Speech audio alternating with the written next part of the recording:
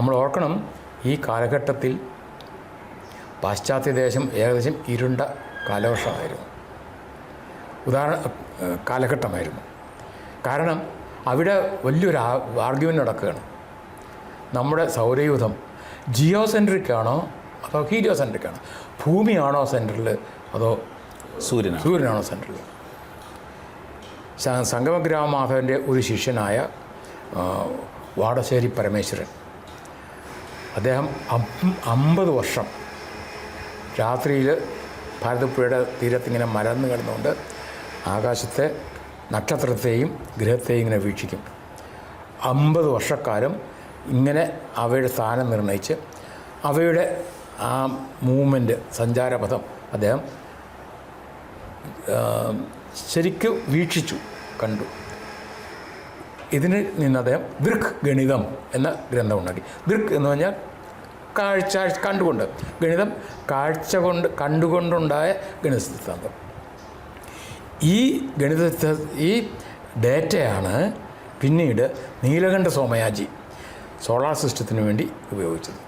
അപ്പോൾ നമ്മുടെ ഒബ്സർവേഷൻ എപ്പോഴും ഭൂമിയെ ജിയോ സെൻട്രിക്കാണ്, എപ്പോഴും ഭൂമി നിന്നുകൊണ്ടാണ് നമ്മളെല്ലാം കാണുന്നത്. അപ്പോൾ observation is always geocentric. പക്ഷേ അത് ഉപയോഗിച്ചിട്ട് ഈ പ്ലാനറ്റ്സിൻ്റെയൊക്കെ ഓർബിറ്റ്സ് നോക്കി വളരെ കോംപ്ലിക്കേറ്റഡായി. അപ്പോൾ അദ്ദേഹം എന്ത് ചെയ്തു, ഭൂമിയെ കേന്ദ്രീകരിച്ച് കിട്ടിയ ഡേറ്റ നേരെ ഒരു മാത്തമാറ്റിക്കൽ ട്രാൻസ്ഫോം ഉപയോഗിച്ച് സൂര്യനെ കേന്ദ്രീകരിച്ചാക്കി.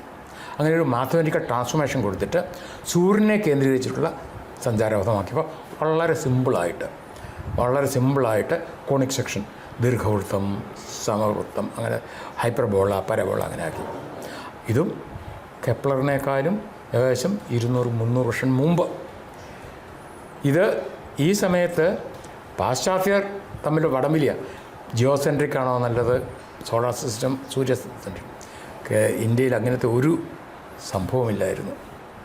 ഇങ്ങനെ മനുഷ്യൻ്റെ വിജ്ഞാന മേഖലയെ ഏകദേശം 10-200-300 വർഷം മുമ്പെങ്കിലും പിന്നോട്ട് ഭാരതീയർ പുരോഗമിച്ചിരുന്നു എന്നാണ് നമുക്ക് പറയാൻ സാധിക്കുക. ആ ഒരു കാലത്ത്, പ്രത്യേകിച്ചും സംഗമഗ്രാമമാധവൻ്റെയൊക്കെ കാലത്ത് ഇതൊക്കെ മനസ്സിലാക്കാനുള്ള ഒരു ഉപകരണങ്ങളോ അങ്ങനെ ഒന്നുമില്ല. അതൊന്നുമില്ലാത്തൊരു കാലത്താണ് ഈ കണക്കുകൂട്ടലുകളൊക്കെ നടത്തിയത്. അതായത് ഇപ്പോൾ നേരത്തെ പറഞ്ഞ പോലെ മുകളിലേക്ക് നോക്കി കിടന്ന് നഗ്നനേത്രങ്ങൾ കൊണ്ടാണ് ഇതെല്ലാം ചെയ്തത്. എങ്ങനെ അത് സാധ്യം? ഇത് ഒന്ന്, നക്ഷത്രങ്ങളുടെയും ഗ്രഹങ്ങളുടെയും നില അറിയാൻ വേണ്ടിയാണ് വാടശ്ശേരി പരമേശ്വരൻ നോക്കിയത്. പിന്നീട് ഇതിനൊരു മോഡൽ ഉണ്ടാക്കിയിട്ടുണ്ട്. ശരിക്ക് ഭാരതത്തിൽ ഒരു പരീക്ഷണ ഇൻസ്ട്രുമെൻറ്റേഷൻ ഉണ്ടായിരുന്നു. അതിനൊക്കെ ഡിസ്ക്രൈബ് ചെയ്യുന്ന ഗ്രന്ഥവും ഉണ്ടായിട്ടുണ്ട്. ഉദാഹരണത്തിന് ആര്യഭടീയം നമുക്കിപ്പോൾ കിട്ടുന്നത് ഒരു ഭാഗം മാത്രമേ ഉള്ളൂ, അതിൻ്റെ സൈദ്ധാന്തികപരമായിട്ടുള്ളത്. ഇതിൽ ആര്യഭടീയത്തിൽ ഭൂമിയെ ഒരു ഗോളരൂപത്തിൽ വർണ്ണിച്ചുകൊണ്ട് അതിലുണ്ടാകുന്ന ഈ ചലനങ്ങളെക്കുറിച്ചൊക്കെ അദ്ദേഹം പറയുന്നുണ്ട്. ഇതൊക്കെ അദ്ദേഹം വേറൊരു ഗ്രന്ഥത്തിൽ, ഇതിൻ്റെ കൂടെ ഒരു അനുകൂലമൊക്കെ ബന്ധമുണ്ട്, അത് ഇൻസ്ട്രുമെൻറ്റേഷൻ ആസ്പെക്റ്റായിട്ട് അത് നമുക്ക് കിട്ടിയിട്ടില്ല. ഇത് മിക്കവാറും ജർമ്മനിയിലേക്ക് പോയി കാണും. കാരണം ഒരു ജാപ്പാനീസ് ടീം ജർമ്മനിയിലെ ഒരു മ്യൂസിയം സന്ദർശിച്ചപ്പോൾ അവിടെ ഈ ആര്യഭടൻ്റെ ഈ എക്സ്പെരിമെൻ്റൽ വെർഷൻ ആയിട്ടുള്ള ഗ്രന്ഥം കണ്ടു. അവരത് ഡിജിറ്റൈസ് ചെയ്ത് അവരതൊരു പ്രസിദ്ധീകരിച്ചിട്ടുണ്ട്. അവർ കേരള സ്കൂൾ ഓഫ് മാത്തമാറ്റിക്സ് എന്ന് പറഞ്ഞിട്ട് ജപ്പാൻകാരൊരു പുസ്തകം ഇറക്കാൻ പോവുകയാണ്, വളരെ സമഗ്രമായിട്ട് പഠിച്ചുകൊണ്ട് തന്നെ. ഭാരതത്തിൽ ഇങ്ങനെയൊരു സമഗ്രമായ പഠനം ഉണ്ടായിട്ടില്ല കെ വി ശർമ്മ കഴിഞ്ഞാൽ. മാത്രമല്ല ജപ്പാനീസ് സർവകലാശാലയിൽ ഇത് പഠിക്കാനായിട്ട് അവിടെ ഒരു സാൻസ്ക്രിറ്റ് ഡിപ്പാർട്ട്മെൻറ്റും ഉണ്ടാക്കി, സംസ്കൃതം പഠിച്ച് അവർ എല്ലാ വർഷവും അവിടുന്ന് ഏകദേശം ഡിസംബർ മാസത്തിൽ ഇവിടെ വരും.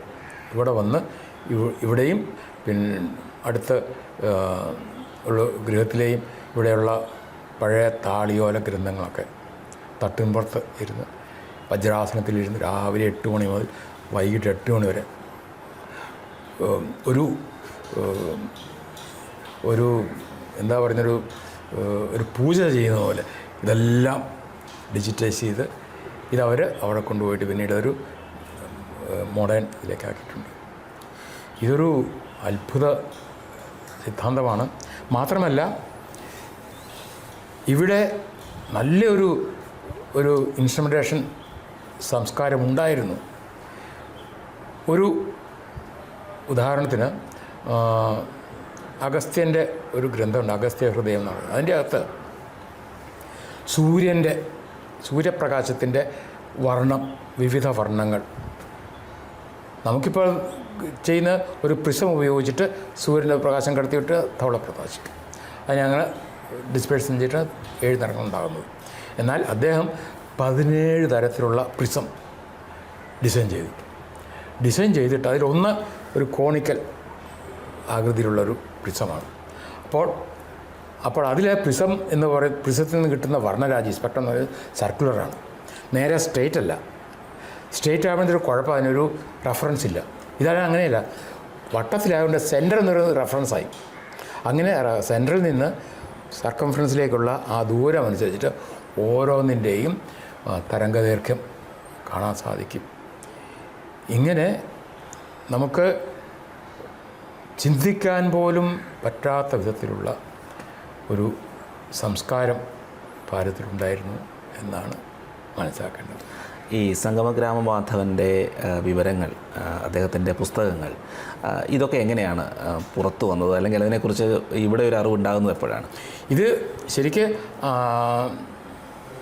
ലോകത്തിന് അറിവ് കിട്ടുന്നത് ചാൾസ് വിഷ്ണു ശേഷം KV ശർമ്മയും ഇന്ത്യയിൽ അതും അദ്ദേഹത്തിൻ്റെ ഒരു KV സരസ്വതിയമ്മയുണ്ട് മലയാളി, രാജലക്ഷ്മിയുടെ സിസ്റ്റർ, ജ്യേഷ്ഠത്തെയാണ്. രാജലക്ഷ്മി അറിയാമല്ലോ, ഈ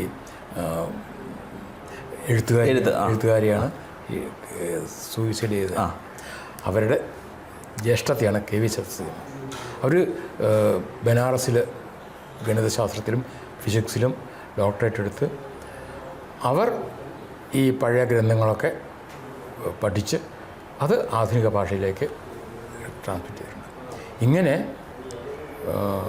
ചുരുക്കം കൈവിരലിൽ എണ്ണാൻ പാകത്തിനുള്ള ചുരുക്കം ആൾക്കാരുടെ പഠനങ്ങളിൽ നിന്ന് ആണ് നമുക്ക് ഈ വിവരങ്ങൾ കിട്ടിയത്. ഇപ്പോൾ കൂടുതൽ ആൾക്കാർ ഇതിൽ ഇൻട്രസ്റ്റ് എടുക്കുന്നുണ്ട്. എങ്കിലും ഒരു ഗവേഷണ തൽപരരായിട്ടുള്ള ഒരു പഠനശാഖ ആവശ്യമാണ്. ഉദാഹരണത്തിന് ഇവിടെ Saint Joseph Irinjalakuda Saint Joseph കോളേജിലെ ലിറ്ററി ടീച്ചർ ഗവേഷണം നടത്തി പല പഠനങ്ങളും നടത്തിയിട്ടുണ്ട്. അവർ കുട്ടികൾക്ക് വേണ്ടി ഒരു കോഴ്സും ഡെവലപ്പ് ചെയ്തിട്ടുണ്ട് ഇതിനെക്കുറിച്ച് പഠിക്കാനായിട്ട്. എൻ്റെ ഒരു വിദ്യാർത്ഥി പാലായിലെ ഒരു ഹയർ സെക്കൻഡറി സ്കൂളിലെ ഒരു ടീച്ചറാണ്, സിന്ധു റാണി. അവർ ഈ പഴയ ശുൽഭസൂത്രങ്ങളും യൂക്ലിഡിൻ്റെ ജോമെട്രിയും തമ്മിലുള്ള താരതമ്യ പഠനം നടത്തിയിട്ടുണ്ട്. ചുരുക്കം ചില ആൾക്കാർ ഇൻട്രസ്റ്റോട് മുമ്പോട്ട് വരുന്നുണ്ട്. ഭാവിയിൽ കൂടുതൽ ആൾക്കാർ മുമ്പോട്ട് വരണം എന്നുള്ളതാണ് എൻ്റെ അഭിപ്രായം. മാത്രമല്ല, പുതിയ വിദ്യാഭ്യാസ പദ്ധതി ഈ ഗണിതശാസ്ത്ര പാരമ്പര്യം, ഭാരതത്തിൻ്റെ മാത്രം കേരളീയ ഗണിതശാസ്ത്ര പാരമ്പര്യം ഒരു ഐച്ഛിക വിഷയമായിട്ട് കൊടുക്കാൻ പറ്റും. 1 or 2 ക്രെഡിറ്റ് കോഴ്സ് വെച്ചിട്ട് അത് ഇഷ്ടമുള്ളവർക്കൊക്കെ എടുക്കാൻ പറ്റും. അങ്ങനെ പുതിയ വിദ്യാഭ്യാസ പദ്ധതിയിൽ ഈ വിഷയം കുട്ടികളിലേക്കും അധ്യാപകർക്കും പകർന്നു കൊടുക്കാൻ ഒരു സാധ്യതയുണ്ട്. ഇഷ്ടമുള്ളവർക്ക് എടുക്കാൻ പറ്റും, ഐച്ഛിക വിഷയമായിട്ട് എടുക്കാൻ പറ്റും. ഇങ്ങനെ ഭാവിയിൽ ഇത് കൂടുതൽ മുന്നോട്ട് വരുമെന്നാണ് നമുക്ക് ആവശ്യം.